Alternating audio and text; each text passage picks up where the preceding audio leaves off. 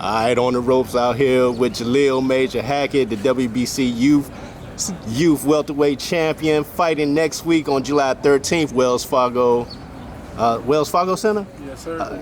Man, how excited, man, to be on that card with Jerron Bucenas, big dog. I'm super excited, man.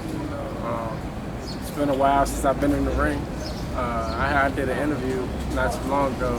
Somebody said like the exact number. It was like it's been about 200 some days since you've been in the ring. So that was crazy.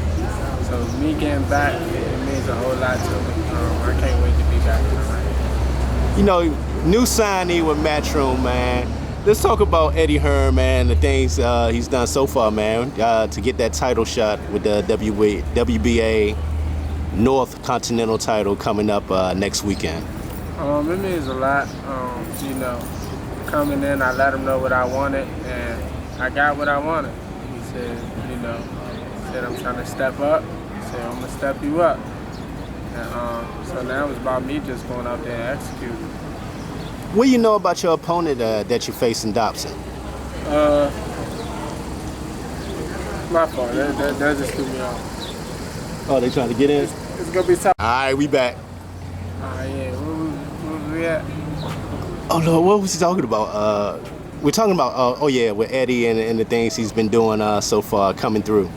Yeah, no, he really like for the most part any demands, or I ain't gonna say demands, but anything I request, like he been making it happen. So that's just been a situation of you getting everything you asked for, now you gotta go out there and execute. That's all.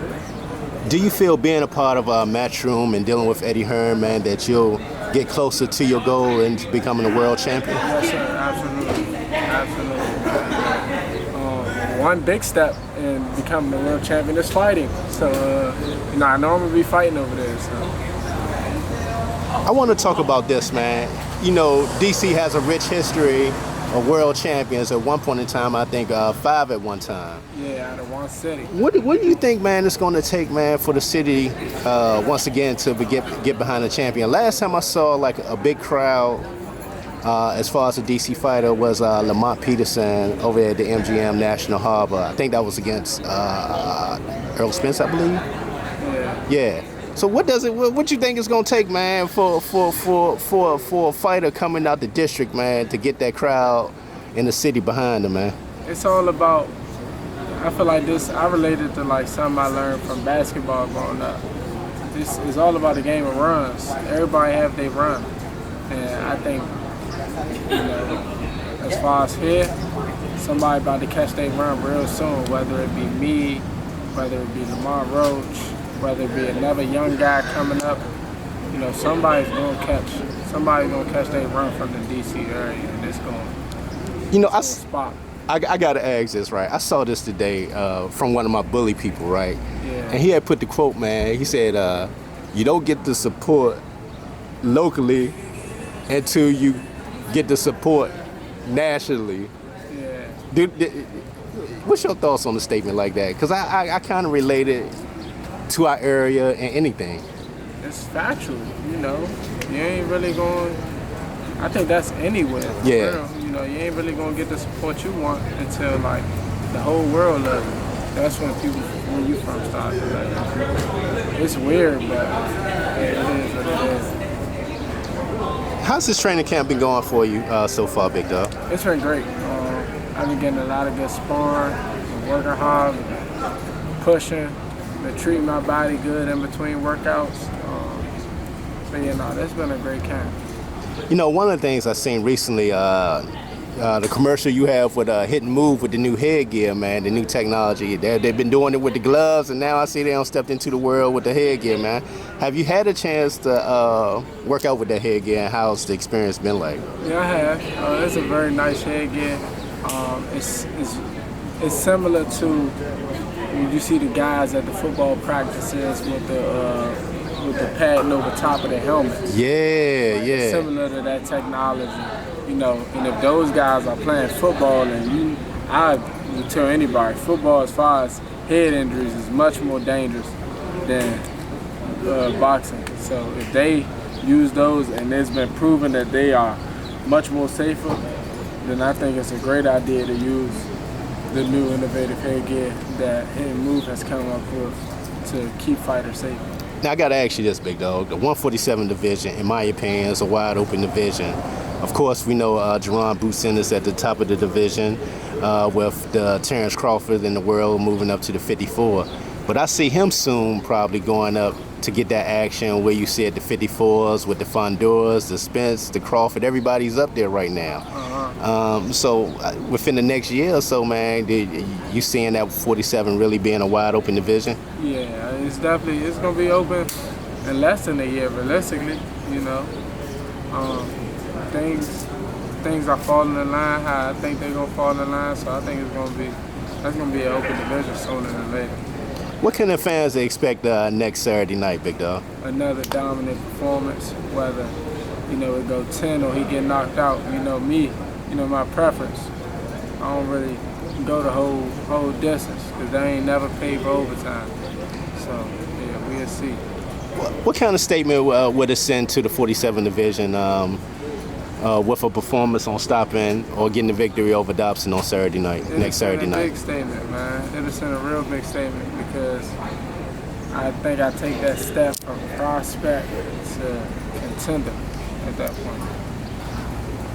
Man, right now, man, I truly appreciate the time. I see Coach Kenny up here today, man. You about to get ready for them open workouts, man. I know you're excited, man. Fight week coming up next week. Yes, sir. Looking forward? Yes, sir. I hear you, man. There you have it. The WBC Youth Welterweight Champion of the world, Jalil Major Hackett.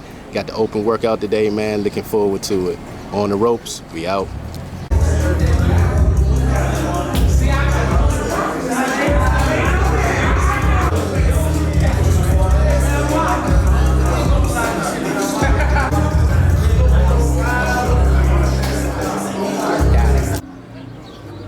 All right, on the ropes out here with Coach Kenny Ellis, man. I got to ask you about that young bull, Jalil, man. You said something that upped him one time, right?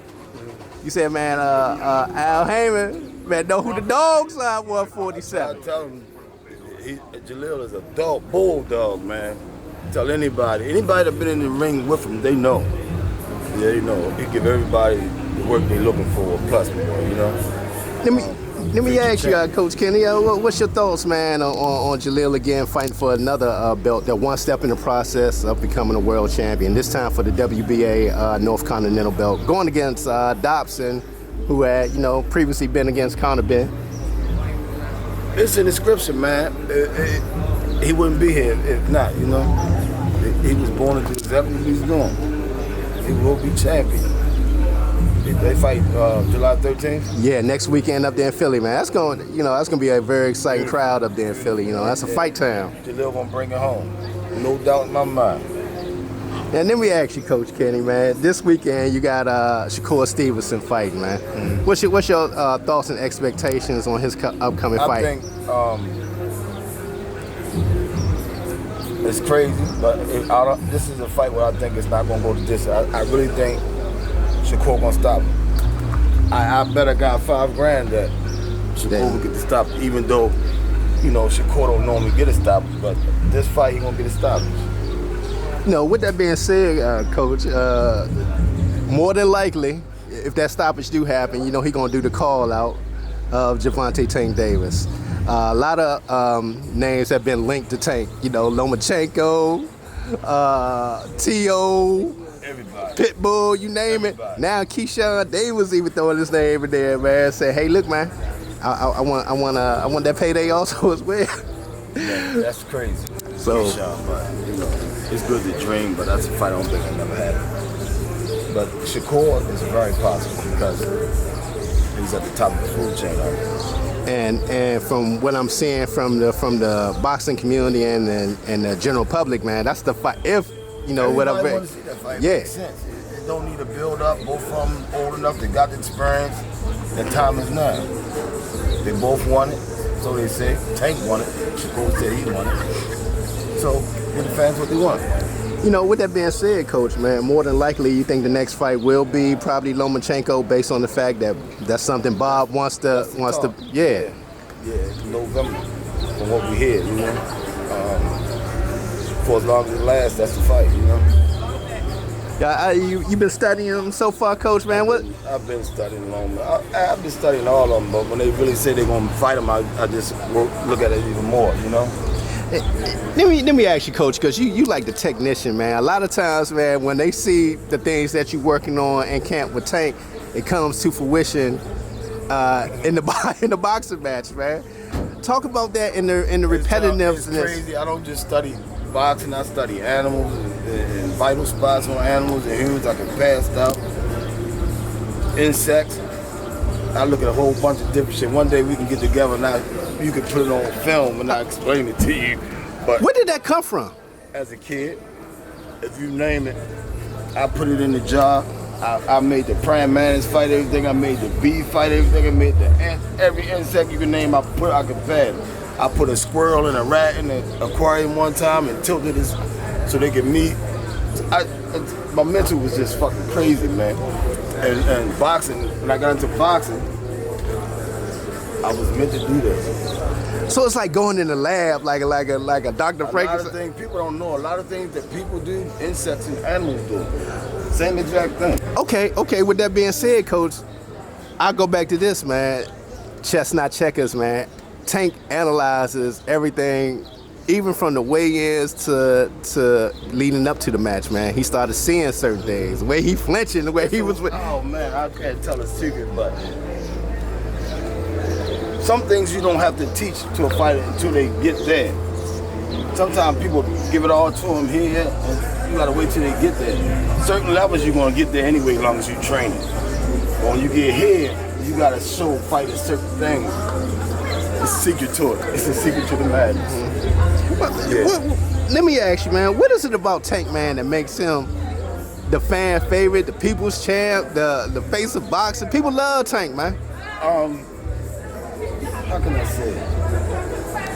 The culture adapted, man. Once the culture stamp it, anything, and not just boxing, anything, if the culture stamps it, it's legit. You know what I mean? And they love Tank. They love him. He got a great story behind him. You know, the story means a lot too. Where he come from, what he been through. Yeah, you know, with that being said, you know, having that city support, I wanted to go back to, you remember when he had started buying up the housing in his old neighborhood? How are things going with the construction with that, you know, since the fire? They working it. It's a work in progress, you know. They had to do some things since the fire. And they still going on the paperwork and stuff, you know. It's work in progress.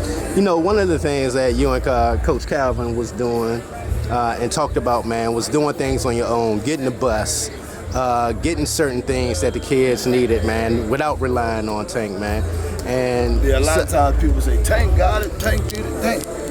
That's true, but Tank has a life, he has a family, he has bills, and as coaches, you don't train a kid to get there, just say, give me. You know, if Tank come in and say, hey, that's cool, but it's not about the money. We said that before he made money. It's not about the money. You know, money comes with it when you do things right. You know, I go back to was it last summer? Last summer, DC Southwest. Y'all talked about it, how the Parks and Recs put in so much money into the facility and the gyms. So a lot of times we kind of have to put that back on the city if we want to save our kids. Like for a facility like Upton, man, they can definitely, man, knowing that you have a face of boxing who comes out of that, you can pour in the money, the necessary money needed. Right now the city is putting, they spreading the money in each Parks and Rec. They haven't seen that come to our rec yet, but they touching each rec a little at a time. Hopefully they'll come see us. You know, I think sometimes because Tank is there, they feel like they don't. You know, but that's not the case. Oh, that's a good point. They feel like since Tank is there, rely on his money. Not that, but take your time. Yeah. But the city they've been treating us real great. They've been treating us great. I just thank God we have a facility for the kids to come to. You know. Now this weekend I saw Coach Calvin back on the road with the kids. Yeah, I was supposed to go as well, but this is my family reunion week, so I laid back. So him and a few other coaches went. They're down in ATL, Atlanta. Now on August the 3rd, you're gonna have the Upton Boxing Showcase, correct? August the 3rd, Bad Girl Promotions. Yeah, I'm thinking September, August. Yeah. Yep. Yeah, I don't know exactly where the venue is going to be. I think somewhere in Glen Burnie, Maryland, I believe, at a sports bar. It's August the 3rd. If you ain't doing them, come out, man. Have some fun. Is this like the taking it back to the days when Tank was on display and y'all had shows in? Yeah, sort of like that. You want the city to know who's next? Yep. We got a whole bunch of them coming behind Tank, man. And the city needs to see it now. You don't have to wait till they turn pro. Come out and support them now. Because in the future, like Tank's situation, a lot of people come up to me and ask for tickets to the pro fights. And I look at them and say, where were you at for the last 15 years when we was doing amateur shows? You didn't want a ticket then? So come out and support the kids now and get a ticket later. I tell people that all the time. Matter of fact, man, it's some real exciting matches, man. And to see them kids go all out with their heart. We got some kids, man. They dreaming, and it's our job as coaches to turn their dream into reality. You know? That's what it's about. Now, as far as recognition, man, as far as you and Coach Calvin and the things you're doing in the sport of boxing, I think it's surely slowly coming into fruition, man, that y'all starting to get the flowers that y'all deserve, man. Would you agree with that? I mean, I hear that a lot. I would love the flowers when they come, if they come. If they don't come, it don't matter. As long as God see it, that's all that counts. I'm still having fun, you know? As long as God see it. You know, from what I see on my page, man, at the end of the day, man, people love y'all for the fact of what y'all doing for the kids. It's not even about the things you're doing with Tank. It's the things you're doing for that youth and the next generation and helping them. It's about saving their lives. Yeah. You know? So, as long as we saving a life, I'm happy. That's what it's about. Man, Coach Kenny, as you know, I truly appreciate your time as always, man. And, you know, giving your insight on the sport and keeping it real. Keeping it real, keeping it 100. Don't cut no corners. That's what's up, man. Go ahead and let's go check out Jalil's workout. Yes, sir. There we have. Oh, I got to ask you about this, man. You know, Upton Boxer was named one, you know, I forgot that article, you know, talking about one of the top gyms in the country. You ain't see that? Because I think Coach Calvin posted it on his page. I didn't see that. Yeah, they were naming certain gyms in the country that as recognized as being a top gym, and yeah, Upton was up there. It was named. Yeah, I got to see it on Coach Calvin's page. I saw it on his page. That's what's up, man. Good to see you as always, Coach. Peace. All right, we out. My man.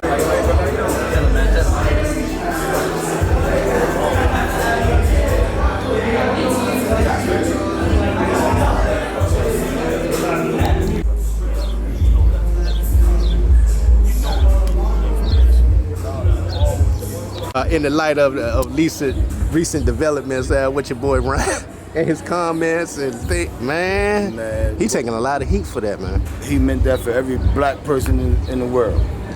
That shit was taught at home from his dad. Because his dad made a comment about Al Hab to Bill Heyman.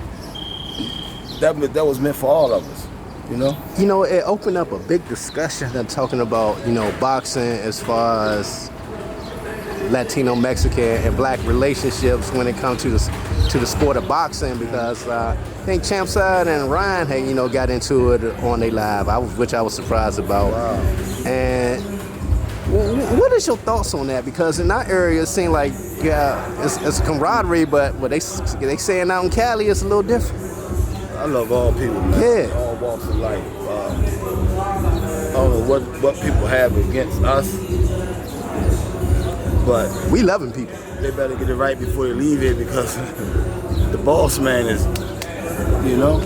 So I just hope they get it right, man. I love all people. And Ryan and his whole family, y'all gotta lift that curse, man, because we ain't do nothing to y'all. That's what's up, man. It's just evil. It's just evil. That's all I can say. Appreciate it, Coach. Yeah.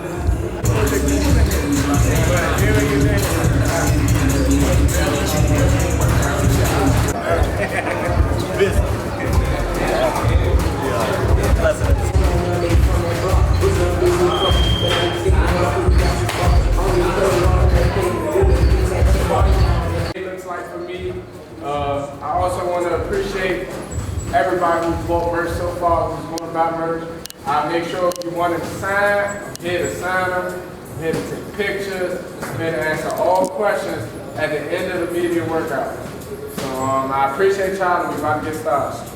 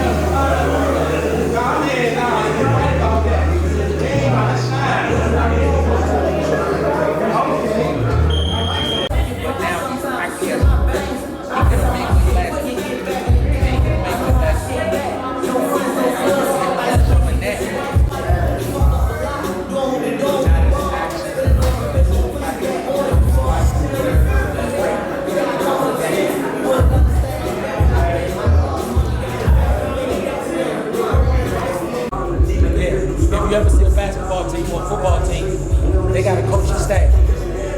Why don't we have coaching staffs for boxing? If a coach does something well and the athlete likes it and it doesn't make them perform better, then you do it as much as you can. I used to do this with my son, and after a while he said some of the things he liked in a different light. We were in Vegas with speaking to that with Coach Kenny. And Coach Kenny said to me, he said, I see something I don't like that Jalil doing. Him and Tank and Spot. And he said, when we get back, I will work on some stuff with Jalil. Cool, Coach Kenny. Coach Kenny called me that morning because they were leaving out. He said, y'all coming to the gym? I said, yeah. He said, I'll be there. I said, you're supposed to be in Atlanta. He said, I ain't going with Tank. They got enough people going down there. He said, I need to work on some stuff with Jalil. Him and Jalil started doing bits and everything, working on stuff.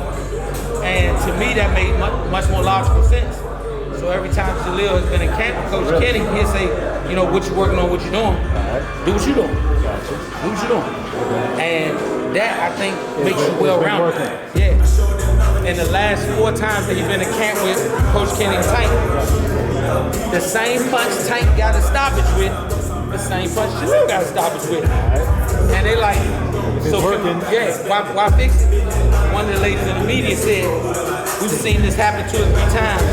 It's safe to assume if Jalil knocks somebody out on a Tank card, they've been in camp together, I can bet what punch Tank get a knockout with. Why wouldn't you if the camp is going that way? You know, so I don't try to reinvent the wheel. I just make the wheel work for us. Call Coach Kenny and say, hey, Jalil was like, can you come down and do this with him? And Coach Kenny said, no problem. You know, no problem. If you're trying to be the person who helps create the perfect athlete, or are you trying to be the most popular coach? Me, I'm trying to make it the athlete. And I watch how Calvin and Kenny work. They work like a team. So, you know, and each person I'm sure got their own pressure. Yes, and Coach Kenny said, hey, I'll be there for my guy. And I think they do, them two, they connect. Me and Calvin, we connect. We want to see some slick shit. Boom, boom, boom, boom. Kenny just walk, he gonna make you look for the get out. He know what sells tickets. I can't knock that on Coach Kenny. Coach Calvin, he is a tactician. Coach Kenny bring the tank in and just knock time. Yeah. So they get the best of both worlds. Got it.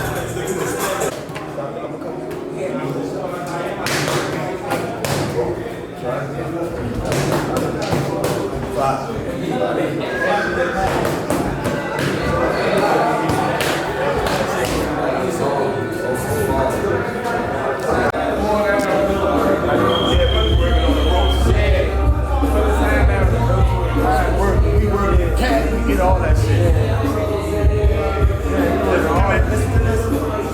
One, two, 600. Right, 1, 2. 2.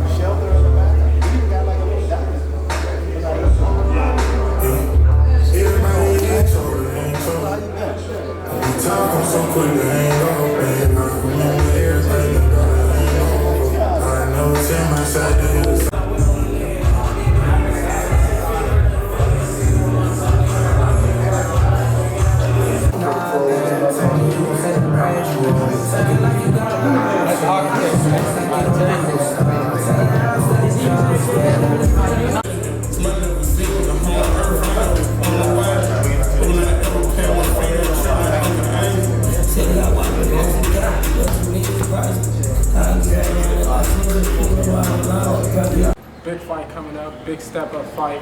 Also fighting for a belt, the WBA Continental Americas title. So this is a real big one. You know, this will be my first fight with Matchroom also. So I'm really looking to make a statement. Now you got it against Pete Dobson, like you said, WBA international title there, welterweight. So what are you aiming to do there against Pete Dobson? He's had the experience there, of course, with like Conor Ben and other fighters. So what are you looking to do in there against him? Really looking to just go out there and do what I've been doing, man. You know, dominate, you know, touch the body early, look for my bigger shots later on, and, you know, either get them out of there or dominate throughout the 10-round fight. Now, you're seen as, you know, one of the most talented young fighters out there in the sport right now. So, like, how do you feel about, like, just being in there, going to showcase your skills, particularly, like you said there, being signed with Matchroom Boxing? It's just another day in the lab, for real, you know. I know I'm that guy. A lot of people feel like, oh yeah, he's that next guy. It's just all about showing it, honestly. Yeah, for sure. You got, you know, of course, your coach there, lead coach, your dad, Bernard, and of course you have Coach Kenny here with you. Like, how's it working with them here for this particular camp? Oh, it's been great. You know, their philosophy on training is like similar in a lot of ways. I feel like Kenny, he's a little bit more technical. So like the little things that, you know, that setup, those big shots that you see in the fight, yeah, you work those things over and over again. Just a little tedious things that, you know, make a overall fight. Yeah, just little tweaks that, you know, you can get in and add in there so that you're, you know, very sharp once you step there in the ring. Now, of course, like, this ain't that far out, you know, with being, of course, in the Washington area there in Philadelphia. So, hey, what do you think about the, you know, the fans that are going to be there? Because it's going to be about 10,000, I think. There's going to be in attendance for that. It's gonna be a hell of a show, hell of an experience.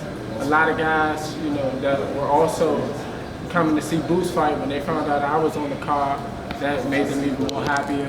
And I got a lot of people from our area coming up, a lot of guys that are either further out. We got West Coast guys, Midwest guys. A lot of them hit me up saying they'll be in attendance. So with a crowd like that, I gotta put on the show. Yeah, for sure. Now, leading up into this, there was a little bit of a movement that had the hashtag, "We want to see Jalil Hackett fight." Now, we finally get to see Jalil Hackett fight. So, how is it to finally get that opportunity to step in the ring? It's great, man. That's been my goal from the time I turned pro. Climb the ranks, become a world champion. But, you can only do that from fighting. Mm-hmm. And, it was tough getting fights in the recent past, but now with a new promotional company, and this is really a new start for me. Yeah, for sure, for sure. In our last conversation, there was one thing where you talked about, Mario Barrios there at the time was the WBC interim champion. Now he's the WBC full champion. Looks like they're trying to set him up there against Manny Pacquiao, but you get through this particular fight, and it's like, come on, you said you're ready for him right now, so why not go ahead and fight? This fight right here will be a big step up. It'll put me in the top 10 by the WBA to get this guy out of there. And once I'm in their top 10, it won't be too long until the other sanctioning bodies place me in there, top 10, top 15, maybe top 20. And then the fight seems a little bit more realistic, especially by the end of this year, God willing, I'll be in the double digits as far as fights. So, the fight just makes a little bit more sense. Yeah, for sure, for sure. But we definitely ready to see you there against Pete Dobson next Saturday in Philadelphia, man. Thanks for chopping it up with me. No, anytime. For sure. Jalil, when you step into the ring next Saturday, it'll be 225 days that you've been in the ring. How has this camp prepared you to avoid ring rust? A lot of high level sparring. Getting ready for this fight. I've been working with world champions like Lamont Rose Jr., former world champions like Jared Hurd, top rated pros or up and coming pros like Ben Johnson.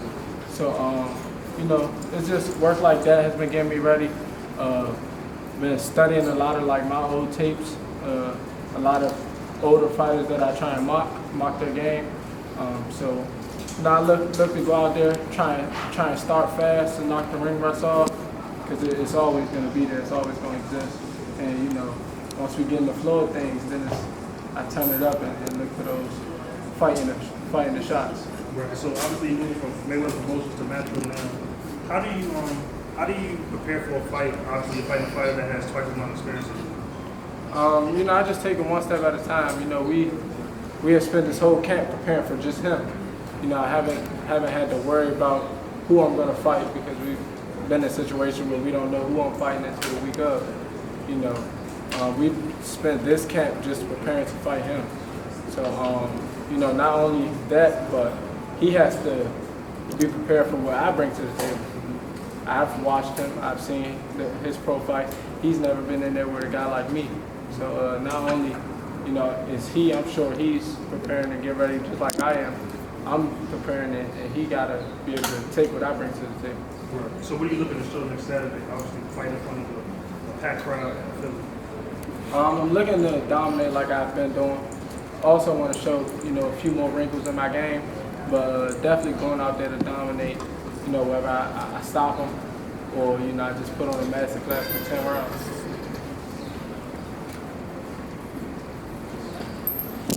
You good? Chilling today.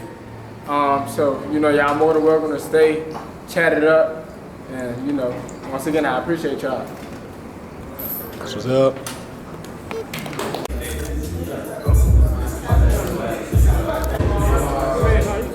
You gonna get one? No. Oh, you good?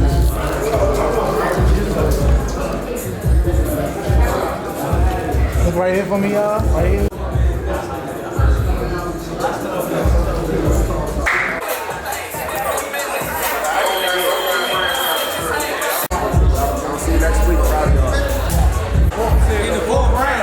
Fourth round? Fourth round? Y'all heard. Y'all heard? Hey, I ain't even gonna lie to you though. My grandmother ain't been wrong yet. Fourth round. folks. Everybody on this shit.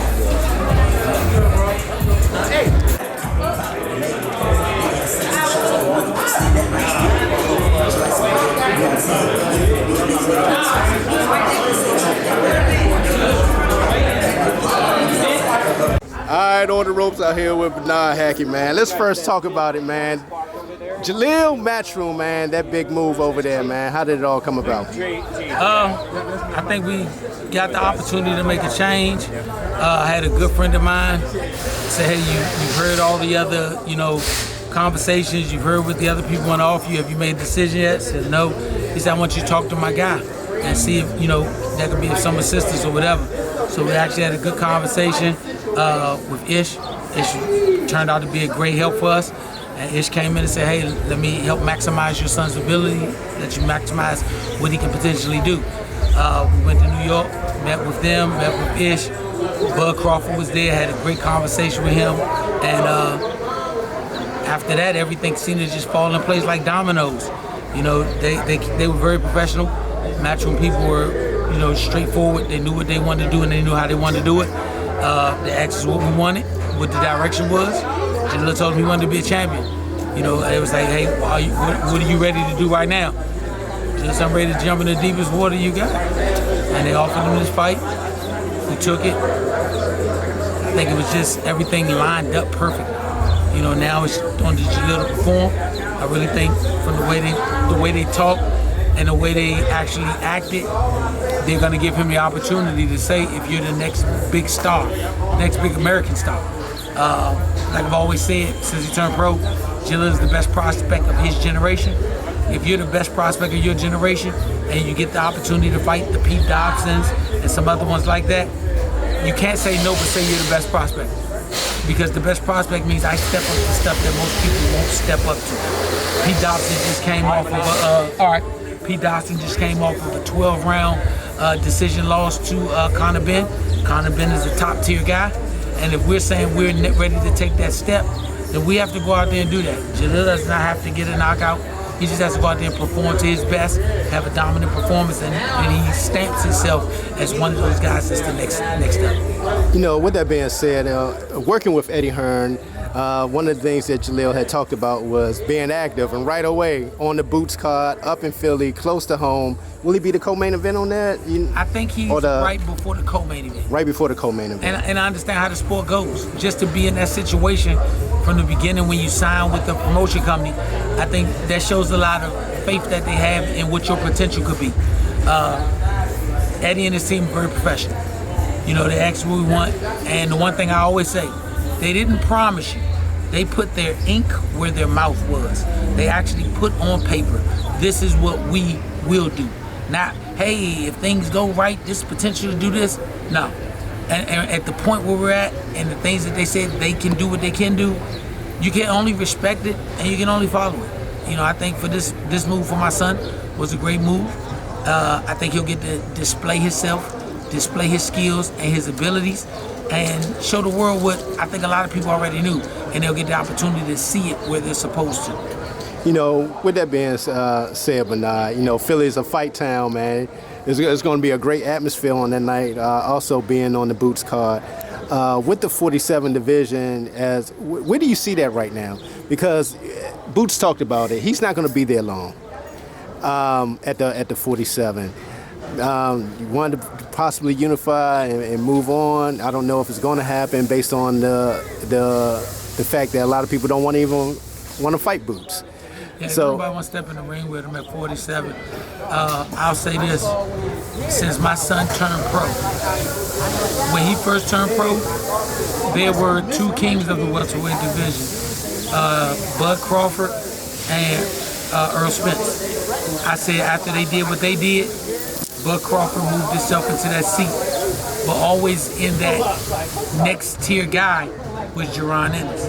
Now that those guys have moved on and didn't fight him for whatever reason, now he is the king of the welterweight division. The only way somebody can dispute that is if one of the current champions say, hey, I think he's not the king, he's just one of the four.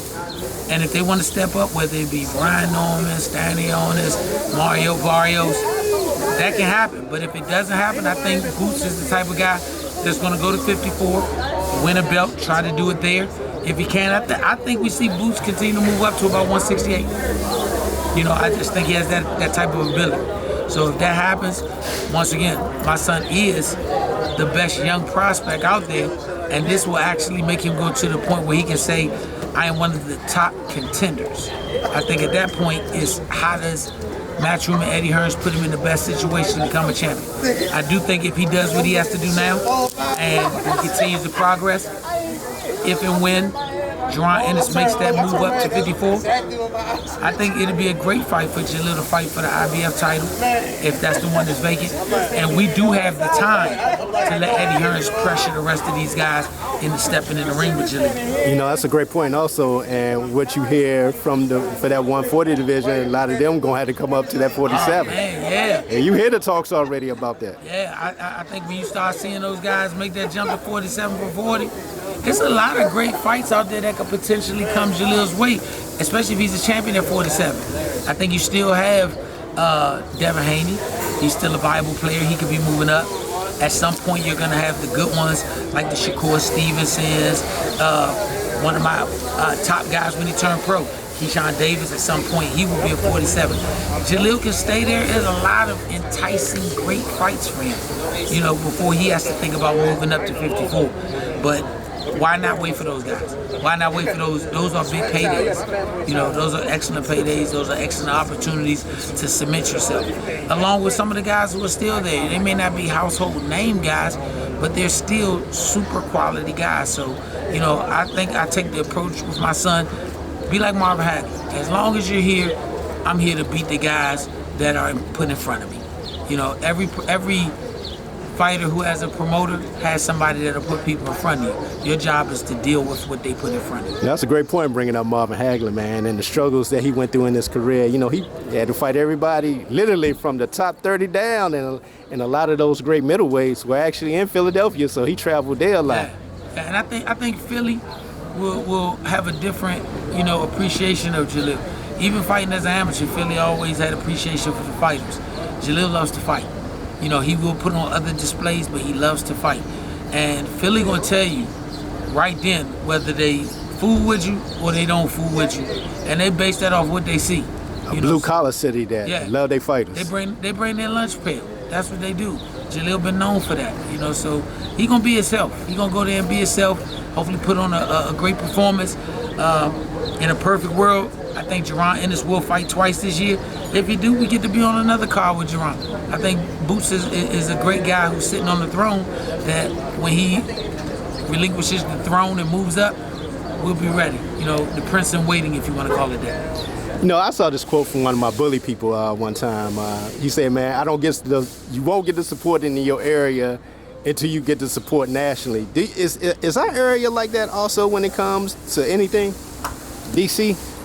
The reason I asked that, but now before you answer that, you know, I was at the Lamont's card last weekend. Good crowd, but I expected more. What does it take? What is it going to take for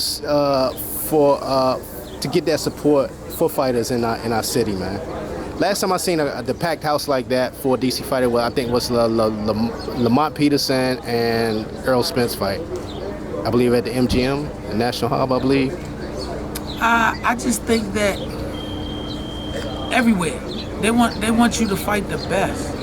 I mean, they're not gonna keep coming out to see you fight guys where it's almost a predetermined that you're gonna win. They want to see you actually fight. I don't blame the fans in Philadelphia. I don't blame the fans in DC if they say, I'm gonna buy a ticket, but I actually want to see something worth seeing. I don't have a problem with that. I think Lamont Roach fought a fight that was worth seeing. That was a good fight. Hell of a fight. I like that fight. If he's going to go the route of promoting himself and bringing fights to the district, he's going to fight people. He's going to fight people. I think with the fight fans, they want to see explosive knockouts. That's what they come for. You know, I think Floyd was the last one that could get away with packing houses and you're going to watch 12 rounds. You know, I think Floyd was one of the greatest master manipulators of every situation. Floyd never said he could beat everybody in the world. Floyd said, you can't beat me. And Floyd got it from Ali. Most people won't come to see you lose. You know, that's a great point. He mastered it. That's a great point, but no, I didn't think about that till you just said that about the Mayweather. I mean, yeah, with the Mayweather situation, because of the criticisms that Shakur gets. He was talking about that. He's like, my style is similar, so why I get the heat? I think this is when you tell people I'm gonna get a knockout, and you don't go out there with the anticipation or with the thought of actually getting a knockout, the fans feel like they get let down. I also think when you're in the era of Gervonta Tank Davis and he go out there and electrifies every time he goes out, it's kind of hard for people to pony up the money twice. You know, you if you get 3 fights and anybody asks you to go to 2 out of 3 because you can afford to go to 2 out of 3, are you going to go to Canelo, Gervonta Davis, and put any third person up there because nobody else is giving you those great knockouts outside a couple of heavyweights? Are you always going to go to this guy? Who, no matter who it is. You know, if the argument is Shakur just using him as the third, if you want to see 2 explosive knockouts, you going to the first 2. You're going to see Gervonta, you see Canelo. That's just how it is. I think boxing is going through a small renaissance. We're actually going through a power surge. You're starting to see young fighters getting knockouts that are starting to pack houses. Jalil, Abdullah Mason, they go out there, they looking for the flat line. Tank has raised the bar.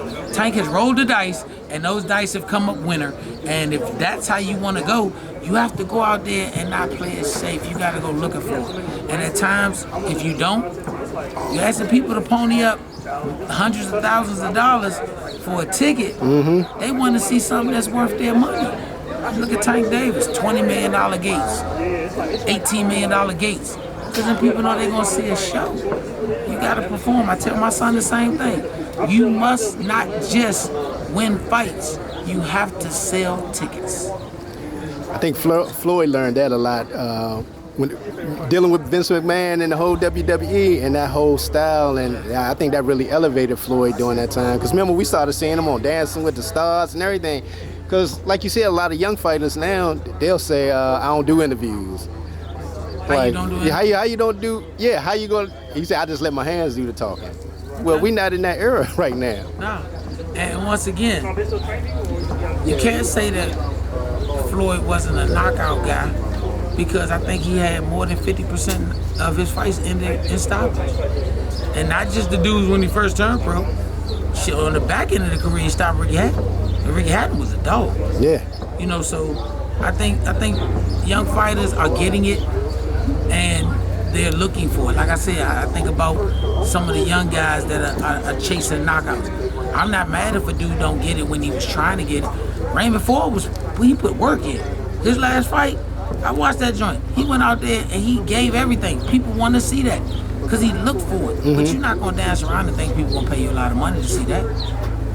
That's a great point. And that's any fighter. It's not a particular guy, but once again, I think if you ask me to give you $20 million or more, what am I giving it to you for? Everybody got a style, but you can't stick to your style. You might have a $3 million fight style, but you can't get mad at a guy who got a $40 million fight style. $40 million fight style, he's getting people up out of there. Big fact. So if you want to get $40 million, what you got to do? You got to fight that way. Thank you.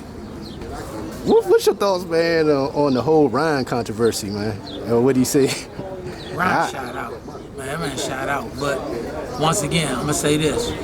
If you hold anybody else, whether they're black, brown, white, anybody else, to this elevated standard, you have to hold him to the same elevated standard. If not, we're picking and choosing. Yeah, because it sparked a dangerous conversation with the black and Mexican Latinos and how their relationships when it comes to the sport of boxing. I'm starting to hear that on the different blog talks. I mean, I say this, man. I don't really agree with that. I'm gonna tell you this. I don't either. I think, for using my son got a lot of Latino fans. I was in Houston for the last fight. I remember that. Had the lady that had one of his shirts on. She was Latino. So you can't tell me, and we don't live in Houston, so she actually had to hit up, I don't believe in that. People fool with you because they fool with you. It's that race bait, click bait. Yeah. If they talk about you, they know that's what's gonna click. My son was going out to the West Coast for years, even as an amateur. They cool. Oh, we had nothing but love with dudes on West Coast. We ain't go out there. Because all they want to see is fighters. Yeah. Fighters who fight. Yeah, that's all they want to see. When it comes to the boxing side, I don't find it bad for the sport because Latino people support the Latino when he's going against a black fighter. We know it's tribal. It's tribal. Right, we should be mad at ourselves if we ain't supporting the others. I can't be mad at them. Right after the fight, they hugging it, man. They ain't got nothing against you. If they supporting that guy, that's like saying, how you feel about them Giants fans saying stuff about a Redskin or a Washington fan? What do you mean? They fans of them. If I'm fans of my team, I'm gonna be fans of my team. Yeah. It's the same with an athlete. It's the same with them. They supporting him. Do you really think that's real? When you look at Gervonta Davis fights and every fan of every nationality come out to see him, he sold out in Atlanta, he sold out in LA, he sold out in Vegas, he sold out in Baltimore. What do you mean? What are you talking about? And he ain't packing out with 100% blacks over there. It ain't 100% black people in there packing it out. So didn't he just get a sellout this last time? He just got another sellout. Him and another black guy fought. Yeah. I looked at the crowd. It wasn't all black people in that crowd. Sure wasn't. So we can't use that. We got to let that die. We got to let that die. What Ryan did was a Ryan thought pattern. So I'm not saying Latinos. That was what Ryan did. Mm-hmm. Nobody thinking about that. And we don't see them supporting him on that crap either. And I support him on it. Oh, you see what WBC Suleiman immediately came. We no longer do business with this dude. He's Latino last time I checked. So, you know what? It is what it is when people think like that. Mm-hmm. You know, and until we start thinking differently, it only perpetuates that conversation. Exactly. If we don't feed into it, then it can't go nowhere. Man, I appreciate you giving your thoughts on that, man. Because like I said, it was going a little bit too left for me. Cause I hadn't experienced that, you know, especially with a lot of camaraderie that we have, you know, in our area. So I was confused on that. So I had to get some thoughts on that. And I don't got that going on. People know me from my amateur days. My nephew, Harley Medeiros, that's my guy. I do anything for him. I work this corner against people who's like, how you gonna work? Because that's for him. Yeah. You know, you get to establish who your loving relationships are as you grow up and get older. If you basing it strictly off the people who look like you're gonna have a limited level of relationship. You ain't lying. Yeah, so I don't do that. Hey, you caught the prediction from my grandma. Man, fourth round. I don't think she's ever been wrong when she gave a prediction, as far as I know. At 93, about to be 94 in 2 months. Man, that's a blessing, man. She's still in the gym. She still got her faculties. She had knee surgery, so she get around on a little walker, but she'll tell you in a heartbeat what she think. And you done heard her get on Jalil behind when she not happy with it. Yeah. So, yeah, she said 4. She said 4, so she ain't been wrong. I hope the streak continue and she right again, because we ain't been past the 4th round yet. You ain't lying, man. I'm looking forward to the fight, man, coming up this weekend. I already hollered at my man that's in charge with the Matchroom Media side, so we good. We good. Tell all them bully people they ain't hit us with no patches, no T-shirts. Oh, man, I got... fool with them, man. They don't fool with us, man.